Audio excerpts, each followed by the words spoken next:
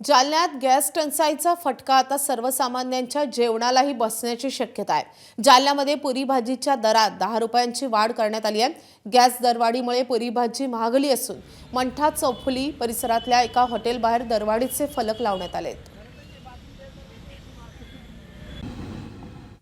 या सगळ्या गोष्टीबरोबरच एक पॅरलल गोष्ट चालत होती, ती म्हणजे मराठवाड्यातली पुरी भाजी। आपण पाहतोय की पुरी भाजीची डिश तयार झालेली आहे, मात्र गेल्या काही दिवसापासून गॅसचे दर वाढले आणि या सिद्धार्थने या ठिकाणी 10 रुपयाने पुरी भाजीचा रेट वाढवलाय। आपण बघू शकत असाल तर अनेक लोक या ठिकाणी पुरी भाजीचा आस्वाद घेत आहेत। 10 रुपये वाढलेत म्हणजे जवळपास आता 50 रुपयाला ही पुरी भाजी झालेली आहे आणि त्याचं कारण त्यांनी स्पष्ट असं बॅनरवरती लिहिलेलं आहे। दादा मला सांगा, नेमकं 10 रुपये म्हणजे आता परवडतं? समजा 10 रुपये वाढले? हो, परवडतं सर। कारण की गॅसचे दर वाढल्यामुळे 10 रुपये आम्हाला वाढवलं कठीण ठीक आहे ते। कारण की ह्या वेळेस आम्हाला टाकी भेटत होती 950-1000 रुपयाला पहिले, पण आता आम्हाला जर कमर्शियल टाकी घ्यायला गेलं तर जवळजवळ 3000 पर्यंत आज पैसे मोजावे लागते।